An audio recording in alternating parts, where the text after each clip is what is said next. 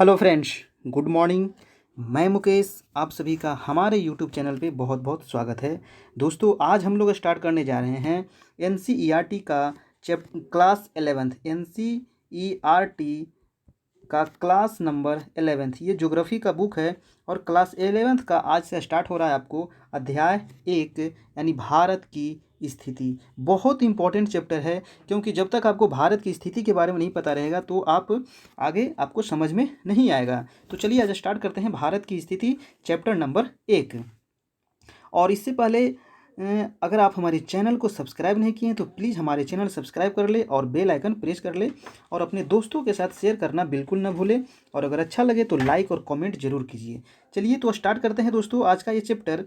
सबसे पहले आपको बताया गया है कि पिछली कक्षाओं में आप भारत के मानचित्र देख चुके हैं, अपने भारत के मानचित्र से परिचित होंगे। जब आप भारत के मानचित्र को अब आप भारत के मानचित्र को जरा गौर से देखिए, भारत के मानचित्र को थोड़ा गौर से देखिए और बताइए कि भारत की अक्षांशीय और देशांतरीय विस्तार कितनी है।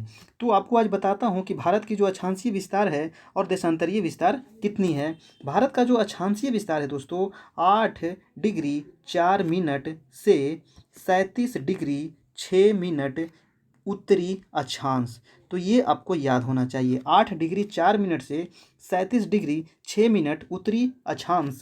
और ये हो गया हमारा अक्षांशीय विस्तार मुख्य भूमि का। और देशांतरीय विस्तार कितनी है, 68 डिग्री 7 मिनट से 97 डिग्री 25 मिनट पूर्वी देशांतर। तो ये हो गया हमारा देशांतरीय विस्तार मुख्य भूमि का। 8 डिग्री 4 मिनट से 37 डिग्री 6 मिनट उत्तरी अक्षांश, 68 डिग्री 7 मिनट से 97 डिग्री 25 मिनट पूर्वी देशांतर। ये हो गया दोस्तों भारत की अक्षांशीय और देशांतरीय विस्तार मुख्य भूमि का। चलिए आगे आपको बताया गया है कि क्या आप इसके दक्षिणतम और उत्तरतम अक्षांशों को तथा सबसे पूर्वी और सबसे पश्चिमी देशांतर को चिन्हित कर सकते हैं। तो बिल्कुल कर सकते हैं। जो सबसे दक्षिणतम है वो कितना है, 8 डिग्री 4 मिनट। और सबसे उत्तरतम जो है वो कितना है दोस्तों, 37 डिग्री 6 मिनट। और सबसे जो पूर्वी है वो कितनी है, 97 डिग्री 25 मिनट। और जो सबसे पश्चिमी है वो है 68 डिग्री 7 मिनट। तो ये पूरी आपको याद होनी चाहिए। आगे आपको बताया गया है कि भारत की मुख्य भूमि उत्तर में कश्मीर से लेकर दक्षिण में कन्याकुमारी तक और पूर्व में अरुणाचल प्रदेश से पश्चिम में गुजरात तक फैली हुई है। ये भारत का विस्तार आपको बता रहा है। आगे आपको एक मैप दिखाया जाएगा, उसमें आपको भी और समझ में आएगा। आप एक मैप जरूर रखिए अपने पास और उसको देखते चलिए कि उत्तर में कौन सा राज्य है, जम्मू कश्मीर। जम्मू कश्मीर को अब केंद्र शासित प्रदेश में बदल दिया गया, लद्दाख और जम्मू कश्मीर में। और जो सबसे पूर्व में है दोस्तों वो है आपका अरुणाचल प्रदेश। और जो सबसे पश्चिम में है वो है आपका गुजरात। और जो सबसे दक्षिण में है वो कन्याकुमारी। और कन्याकुमारी कहाँ है, तो यह है तमिलनाडु में। चलिए आगे आपको बता रहा है कि भारत की सीमांकन क्षेत्र सीमा अंतर्गत क्षेत्र आगे समुद्र की ओर 12 समुद्री मील तक फैली हुई है। ये देखिए भारत की सब दक्षिणतम बिंदु है ना, दक्षिणतम ये दक्षिण भारत है, यानी ये प्रायद्वीपीय भारत है। और प्रायद्वीपीय भारत की इधर पश्चिम में कौन सा सागर है दोस्तों, तो अरब सागर आपको मिलेगा, है ना, अरब सागर है। और पूर्व में कौन सा है, तो बंगाल की खाड़ी, है ना, पूर्व में कौन सा है, बंगाल की खाड़ी। तो समुद्र में हमें कितनी दूर तक सीमा रेखा बनाया गया है, तो 12 समुद्री मील। एक समुद्री मील बराबर कितना होता है, तो देखिए आपको यहाँ पे दिया गया है कि एक समुद्री मील बराबर होता है 1.824 किलोमीटर, यानी लगभग 1.8 किलोमीटर एक समुद्री मील बराबर होता है। जो समुद्र में दूरी मापा जाता है वो समुद्री मील में मापा जाता है। एक मानक मील बराबर कितना होता है, तो 63,360 इंच। और एक समुद्री मील बराबर होता है 72,960 इंच। और एक मानक मील बराबर अगर किलोमीटर में देखा जाए तो 1.6 किलोमीटर। तो ये कुछ मानक दिया गया है जो आपको याद करना है। चलिए आगे अब आपको बता रहा है कि हमारे देश की दक्षिणी सीमा बंगाल की खाड़ी में 6 डिग्री 45 मिनट उत्तरी अक्षांश के साथ निर्धारित होती है। अभी हम लोग पढ़े कि भारत की जो सबसे दक्षिणतम बिंदु है वो कितनी है, 8 डिग्री 4 मिनट, है ना। तो 8 डिग्री 4 मिनट जो है ये कहाँ है, ये है आपका कन्याकुमारी। कन्याकुमारी कहाँ है, तो ये है आपका तमिलनाडु में। तो तमिलनाडु जो है दोस्तों ये मुख्य भूमि यानी भारत की मुख्य भूमि का दक्षिणतम बिंदु कन्याकुमारी 8 डिग्री 4 मिनट है। लेकिन अगर सबसे दक्षिणतम बिंदु कहा जाए हमारे देश की, तो वो है 6 डिग्री 45 मिनट। और ये कहाँ है, तो ये है अंडमान निकोबार द्वीप समूह में, जो भारत जो मुख्य भूमि है उससे भी दक्षिण में पड़ता है। चलिए आगे बता रहा है कि आइए हम इतने बड़े अक्षांशीय व देशांतरीय विस्तार के परिणामों का विश्लेषण करें। यदि आप भारत के अक्षांशीय और देशांतरीय विस्तार की गणना करें तो यह लगभग 30 डिग्री है। 30 डिग्री का लगभग अंतर है। कैसे अंतर है, 8 डिग्री 4 मिनट से 37 डिग्री 6 मिनट, ये दोनों के बीच लगभग 30 डिग्री का अंतर है। ये हो गया हमारा अक्षांशीय विस्तार। और देशांतरीय विस्तार कितना है, तो देशांतरीय विस्तार है 68 डिग्री 7 मिनट से 97 डिग्री 25 मिनट पूर्वी देशांतर। तो ये दोनों के बीच भी लगभग कितने डिग्री का अंतर है, तो 30 डिग्री का अंतर है। जबकि उत्तर में ये आगे आपको बता रहा है कि जबकि उत्तर से दक्षिण तक इसकी वास्तविक दूरी कितनी है, तो 3214 किलोमीटर। ये आपको दूरी याद रखना है। उत्तर में जम्मू कश्मीर से लेकर के दक्षिण में आपको तमिलनाडु यानी कन्याकुमारी तक कितनी दूरी है दोस्तों, तो 3214 किलोमीटर। और पूर्व से पश्चिम तक इसकी दूरी कितनी है, तो 2933 किलोमीटर। इस अंतर का क्या कारण है, इसे जानने के लिए पुस्तक अक्षांशीय देशांतर समय के अध्ययन 3 को देखें। देखिए 30 डिग्री का दोनों में अंतर है, यानी 68 डिग्री 7 मिनट और 97 डिग्री 25 मिनट। 68 डिग्री 7 मिनट आपका कहाँ है, तो गुजरात में है। और 97 डिग्री 25 मिनट कहाँ है, तो आपका अरुणाचल प्रदेश में है। ये दोनों के बीच में 30 डिग्री का अंतर है, यानी लगभग 2 घंटे का अंतर है। क्योंकि 1 डिग्री को पार करने में कितना समय लगता है, तो 4 मिनट लगता है। तो 30 डिग्री को पार करने में कितना समय लगेगा, 120 मिनट। 120 मिनट यानी 2 घंटा। तो यानी अरुणाचल प्रदेश के समय और गुजरात के समय में कितने का अंतर पड़ जाता है, तो 2 घंटे का अंतर हो जाता है। चलिए आगे इसको दिखाया गया है।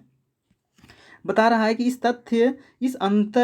यह अंतर इस तथ्य पर आधारित है कि ध्रुवों की ओर जाते समय दो देशांतर रेखाओं के बीच की दूरी घटती जाती है, जबकि दो अक्षांश रेखाओं के बीच की दूरी एक सी रहती है।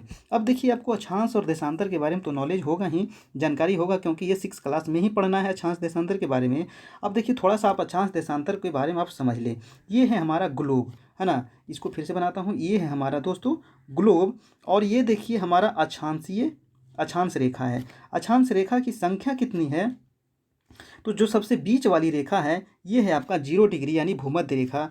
और 0 डिग्री से 1 डिग्री 2 डिग्री 3 डिग्री ऐसे करते हुए जाएंगे नॉर्थ में, यानी 90 डिग्री तक। और इसी प्रकार से आएंगे दक्षिण में 90 डिग्री तक, यानी उत्तरी ध्रुव, और ये है दक्षिणी ध्रुव। 0 डिग्री के ऊपर 90 रेखा और 0 डिग्री के नीचे भी 90 रेखा, यानी टोटल रेखाओं की संख्या, अक्षांश रेखाओं की संख्या आपका हो गया 180। और अगर भूमध्य रेखा को जोड़ दे तो हो जाएगा 181।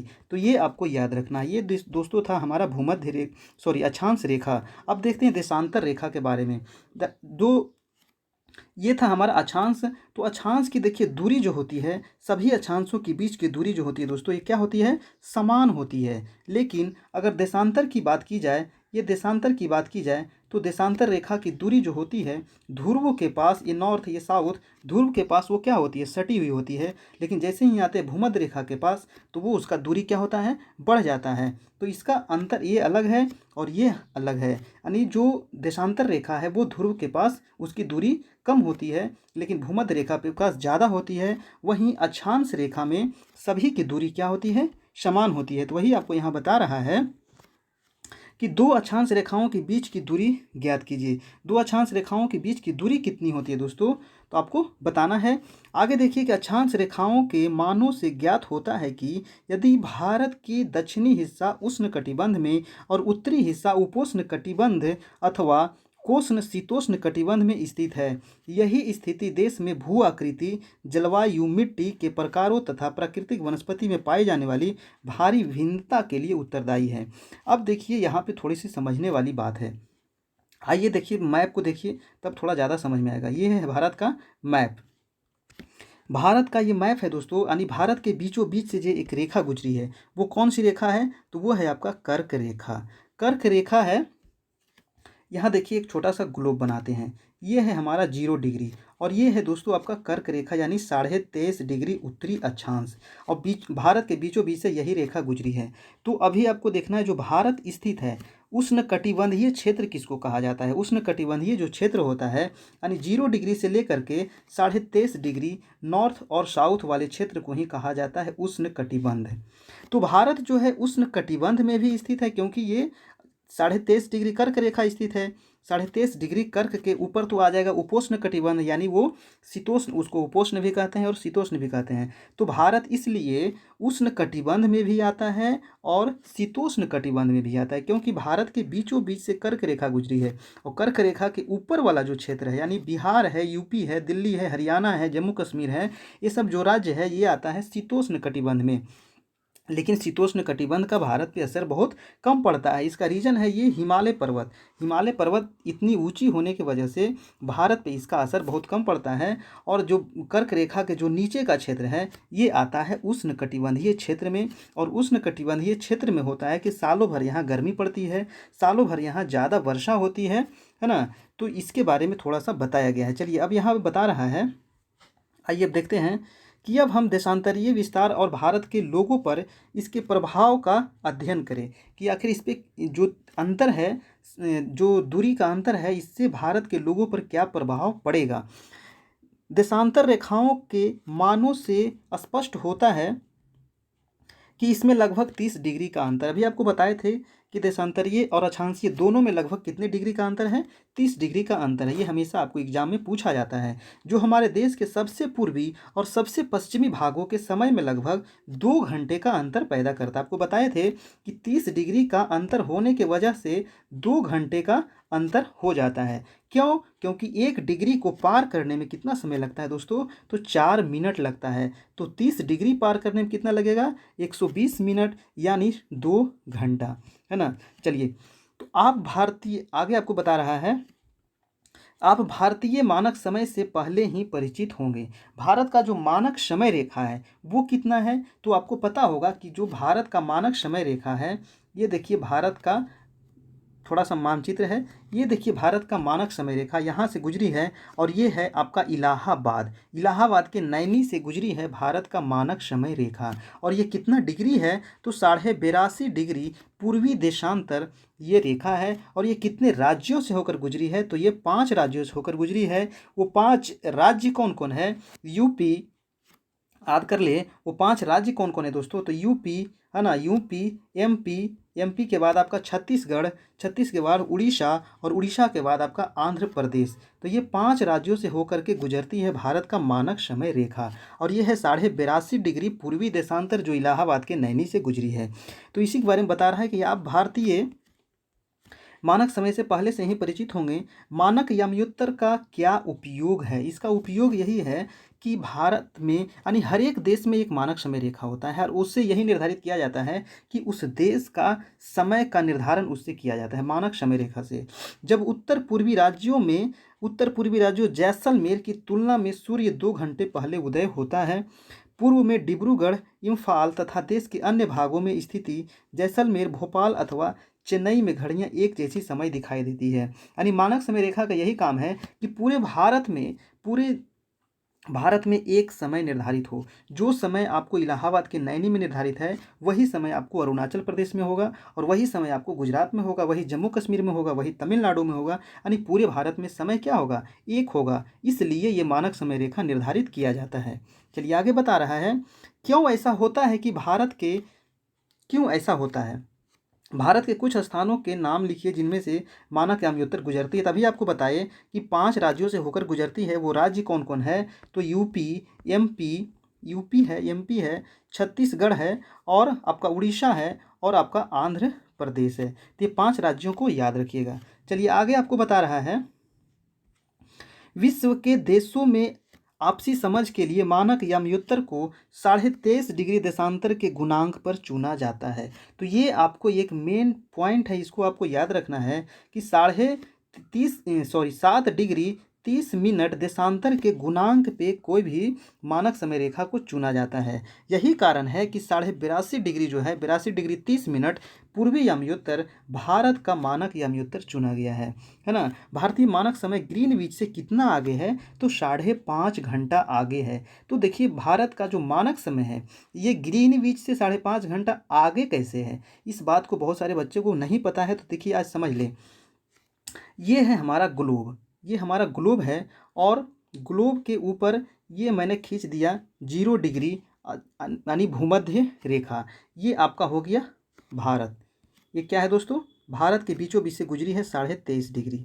ठीक है, थोड़ा सा समझिए इसको आराम से। और ये हो गया देशांतरीय विस्तार, है ना। जैसे कि अक्षांशीय होता है जिस अनुसार से, उसी अनुसार से 0 डिग्री अक्षांश है, तो 0 डिग्री ये आपका देशांतर है। 0 डिग्री जो देशांतर रेखा है ये कहाँ से गुजरी है, तो ये गुजरी है आपका ग्रीनविच से, है ना। कहाँ से गुजरी है, ग्रीनविच। ये कहाँ है दोस्तों, तो लंदन में है यानी इंग्लैंड में है, और यहाँ से गुजरी है यानी ग्रीनविच ये है 0 डिग्री। 0 डिग्री के इधर ईस्ट और इधर वेस्ट, ऊपर क्या है नॉर्थ और नीचे क्या है आपका साउथ। तो 0 डिग्री से जो भी कंट्री पूर्व में है, ये 0 डिग्री है, 0 डिग्री से जो भी कंट्री पूर्व में है उसका समय क्या होता है, जुड़ जाता है। और जो भी कंट्री वेस्ट में है उसका समय क्या हो जाता है, घट जाता है। तो भारत किधर है, ये है देखिए आपका भारत। देखिए फिर से बनाते हैं, ये है आपका भारत। 0 डिग्री ये है 23.5 डिग्री, ये है देखिए दोस्तों आपका भारत। तो भारत किधर है इसका, 0 डिग्री के पूर्व में। तो क्या हो जाएगा, समय समय जुड़ जाएगा। तो कितना पूर्व में है, तो 82.5 डिग्री पूर्व में है। अभी बताया कि भारत के जो बीचों बीच से मानक समय रेखा गुजरती है वो कितना डिग्री है, 82.5 डिग्री। तो ये है आपका 0 डिग्री, और 82.5 डिग्री जो है भारत के बीचों बीच से गुजरती है, जो भारत का मानक समय रेखा है। तो अभी आप पढ़े कि 1 डिग्री को पार करने में कितना लगता है, तो 1 डिग्री को पार करने में लगता है आपको 4 मिनट। 1 डिग्री को पार करने में कितना लगता है, 4 मिनट। तो 82.5 डिग्री को पार करने में कितना लगेगा दोस्तों, तो यही लगता है 5.5 घंटा, है ना। 82.5 डिग्री को पार करने में कितना लगेगा, 5.5 घंटा। तो यही कहा जाता है कि भारत जो है लंदन से यानी ग्रीनविच से कितना आगे है, तो 5.5 घंटा आगे है। चलिए आप लोग समझ गए होंगे, अगर नहीं समझे तो आप कमेंट करें, आपको फिर से समझा दिया जाएगा। कुछ ऐसे देश हैं जिनमें अधिक पूर्व एवं पश्चिम विस्तार के कारण एक से अधिक मानक समय रेखाएं निर्धारित की गई है। बहुत सारे ऐसे देश हैं जो बड़े बड़े क्षेत्रफल में, जो बड़े देश है जैसे कि चाइना को ले ले, अमेरिका को ले ले, रूस को ले ले, वो क्षेत्रफल में क्या है, बहुत बड़े देश हैं। इसके कारण वहाँ एक से अधिक मानक समय रेखा को निर्धारित किया गया है। जैसे कि अमेरिका में 6 मानक समय निर्धारित किया गया है। ठीक है, अमेरिका में कितना मानक समय रेखा है दोस्तों, तो 6। चलिए आगे बता रहा है आपको।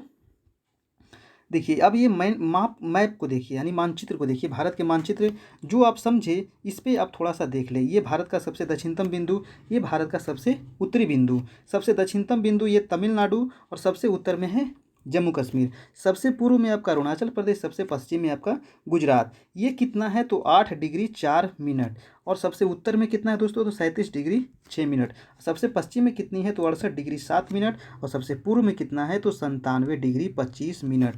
उत्तर से दक्षिण कितनी दूरी है, तो 3214। और पूर्व से पश्चिम कितना है, तो 2933। भारत के बीच से जो मानक समय रेखा गुजरी है ये कितनी है, तो 82.5 डिग्री पूर्वी देशांतर। तो ये सब बातें आपको याद रखना है। और समुद्र में दूरी कितना दूर तक है, तो 12 नॉटिकल मील। चलिए आगे देखते हैं, और ये कुछ और आपको दिखाया गया है।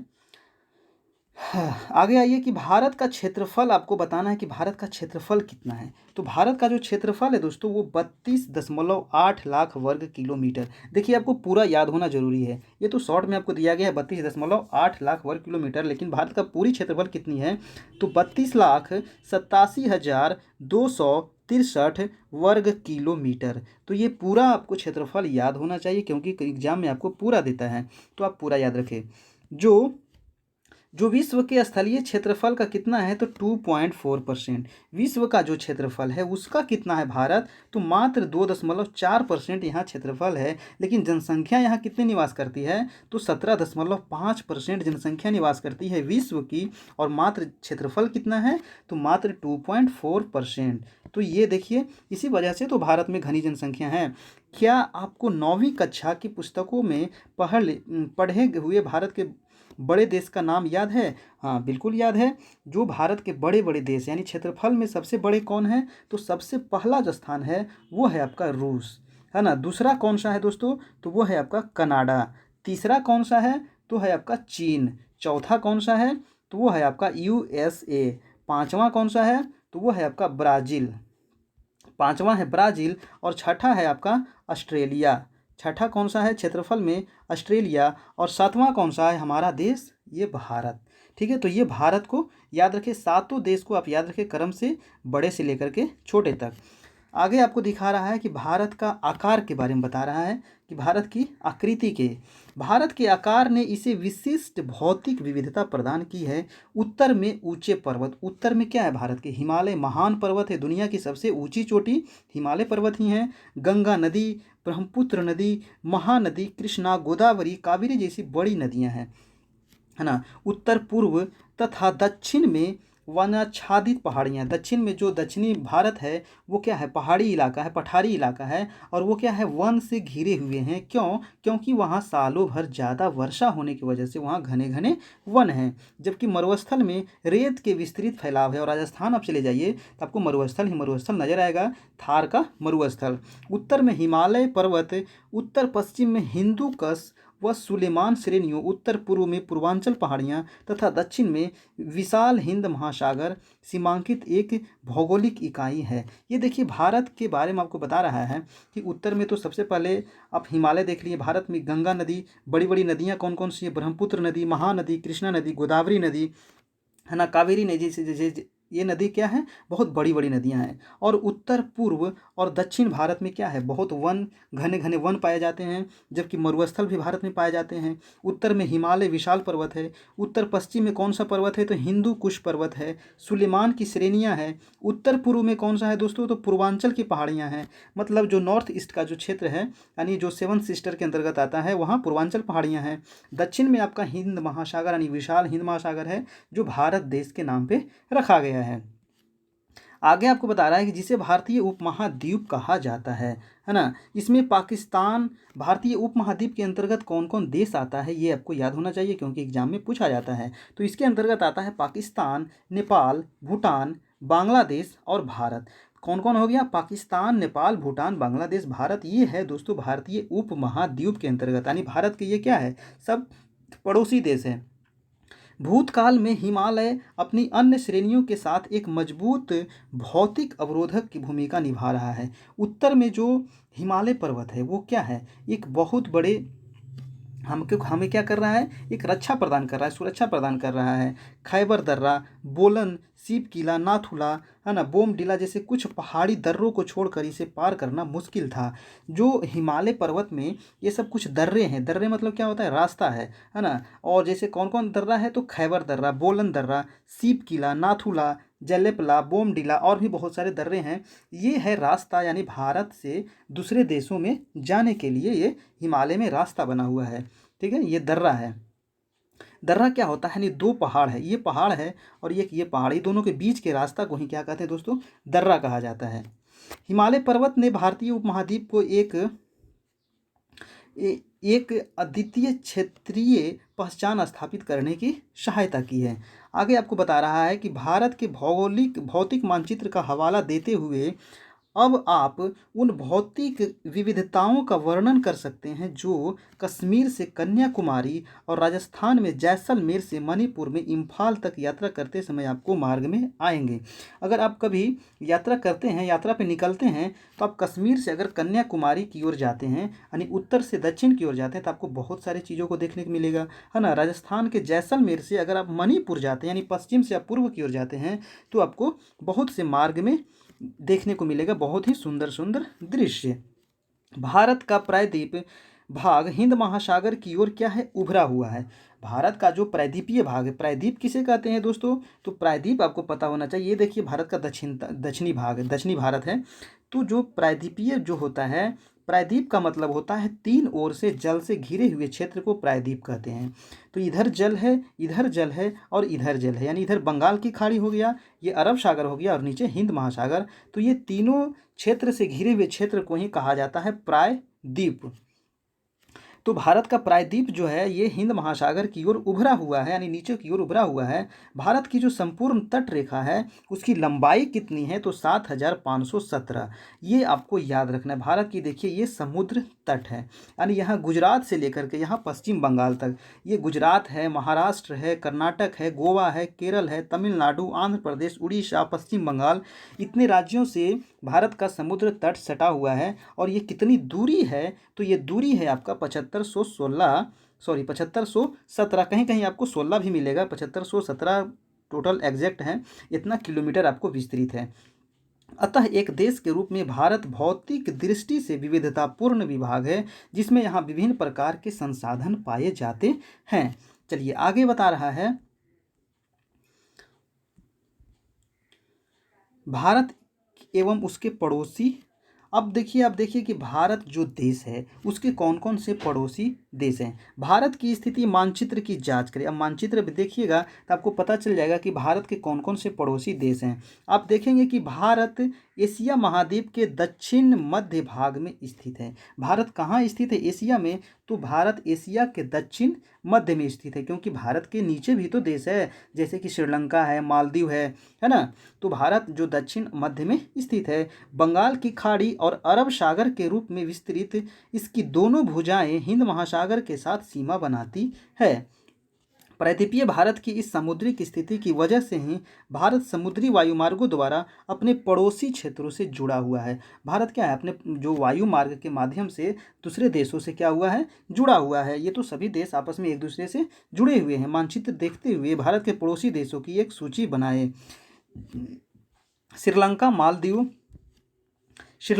मालदीव हिंद महासागर में स्थित दो द्वीपीय देश है, श्रीलंका और मालदीव। ये देखिए भारत का दक्षिणी भारत है, ये है आपका श्रीलंका, और यहाँ पे आपको मिलेगा मालदीव। तो ये जो श्रीलंका है ये मालदीव सॉरी, दो क्या है, दो द्वीपीय देश है। द्वीप क्या होता है, मतलब ऐसा क्षेत्र जिसके चारों ओर जल ही जल हो, उसे क्या कहते हैं, द्वीप कहते हैं। तो ये दो द्वीपीय पड़ोसी देश हैं।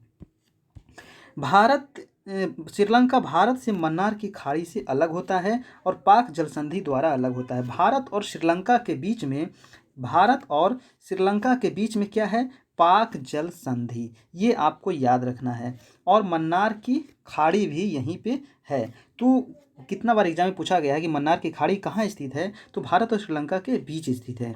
और पाक जल संधि भी किसको अलग करता है, तो भारत और श्रीलंका को अलग करता है। तो ये दोनों बातें याद रखिएगा। खाड़ी तथा जल संधि में अंतर स्पष्ट कीजिए। ठीक है, खाड़ी क्या होता है दोस्तों, खाड़ी का मतलब होता है कि ये देखिए आपको समझाते हैं। ये देखिए भारत का दक्षिणी भारत है, ये है आपका बंगाल की खाड़ी। खाड़ी का मतलब होता है एक ओर से जल हो, एक ओर से क्या हो, जल हो, और तीन ओर से स्थल हो। इधर देखिए आपको स्थल मिलेगा, ऊपर इसके स्थल मिलेगा, और इसके इधर भी क्या है, स्थल है। तो तीन ओर से स्थल, एक ओर से जल हो, उसे कहा जाता है खाड़ी। और जल संधि किसे कहते हैं, जल संधि का अर्थ होता है कि देखिए ये आपका दक्षिणी भारत है और ये आपका श्रीलंका है, ये है आपका बंगाल की खाड़ी, है ना, ये क्या है, बंगाल की खाड़ी, और ये है आपका हिंद महासागर। तो यहाँ है पाक जल संधि, दो बड़े जल वाले क्षेत्र। ठीक है, जल संधि का ये जल संधि किसे कहते हैं, तो दो बड़े जल वाले क्षेत्र एक छोटे से जल के माध्यम से जुड़े हो तो उसे कहा जाता है जल संधि। उसे क्या कहते हैं, जल संधि। चलिए, क्या आप सोचते हैं कि आज के आधुनिक युग में भौतिक दूरी अपने पड़ोसी देशों से अंतःक्रिया करने में बाधक है? हमने किस प्रकार भौतिक दूरियों को पैदा किए गए यात्रा से घर्षण को तटस्थ किया है? चलिए, तो ये देखिए लगभग हमारा चैप्टर खत्म हो गया, और ये क्वेश्चन आंसर कुछ दिया गया है, आपको इसका जवाब देना है। क्वेश्चन है कि निम्नलिखित में से कौन सा अक्षांशीय विस्तार भारत की संपूर्ण भूमि के विस्तार के संदर्भ में प्रासंगिक है? तो कितना है, 8 डिग्री 4 मिनट से 37 डिग्री 6 मिनट उत्तरी अक्षांश, यानी सी आपका आंसर सही हो गया। और निम्नलिखित में से किस देश की भारत के साथ सबसे लंबी स्थलीय सीमा है? स्थलीय सीमा जो सबसे लंबी है वो है आपका बांग्लादेश के साथ, और कितना है, तो 4096 किलोमीटर सबसे लंबी दूरी बनाती है। तो ये आपको याद होना चाहिए, सबसे ज़्यादा स्थलीय दूरी कितनी है, किसके साथ है दोस्तों, तो बांग्लादेश के साथ है, और कितना है, तो 4096 किलोमीटर। तो ये था क्वेश्चन आंसर कुछ। तो ये हमारा चैप्टर खत्म हो गया। नहीं, नीचे और क्वेश्चन दिया गया है, आपको इसको जवाब दीजिए कि निम्नलिखित में से कौन सा देश क्षेत्रफल में सबसे बड़ा देश है। सबसे बड़ा देश क्षेत्रफल में कौन सा है, तो कौन सा हो जाएगा, चीन। चीन क्या है, सबसे बड़ा है निम्नलिखित में। ऐसे तो सबसे बड़ा रूस है, लेकिन ऑप्शन के अनुसार क्या हो जाएगा आपका, चीन। निम्नलिखित याम्योत्तर में से कौन भारत का मानक याम्योत्तर। भारत का मानक याम्योत्तर अभी आपको बताया 82.5 डिग्री पूर्वी देशांतर, जो कहाँ से गुजरती है, तो इलाहाबाद के नैनी से। नेक्स्ट प्रश्न है कि अगर आप एक सीधी रेखा में राजस्थान से नागालैंड की यात्रा करें तो निम्नलिखित नदियों में से किस एक को आप पार नहीं करेंगे, है ना। कह रहा है कि राजस्थान से आपको जाना है कहाँ, नागालैंड, तो आप कौन से नदी से पार नहीं करेंगे, तो यमुना से तो पार करेंगे, ब्रह्मपुत्र से भी करेंगे, गंगा से भी करेंगे, लेकिन सिंधु से हम नहीं करेंगे। सिंधु नदी कहाँ से निकलती है, मानसरोवर से, और जम्मू कश्मीर होते हुए कहाँ चल जाती है, पाकिस्तान चल जाती है, फिर अरब सागर में गिर जाती है। तो भारत में तो ज़्यादा बहती नहीं है, ये राजस्थान इस समय बहती नहीं है, तो वो सिंधु नदी को हम लोग पार नहीं करेंगे। तो इसका आंसर क्या हो जाएगा आपका, सिंधु। तो ये था दोस्तों आज का पहला चैप्टर। आपको कैसा लगा आप लोग कमेंट करके बताइए, और फिर कल दूसरा चैप्टर पढ़ाया जाएगा। तब तक के लिए आप लोग इसको देखिए, और इसके अलावा भी जो आपको पढ़ाया जा रहा है क्वेश्चन आंसर उसको करते रहे। तब तक के लिए जय हिंद, जय भारत।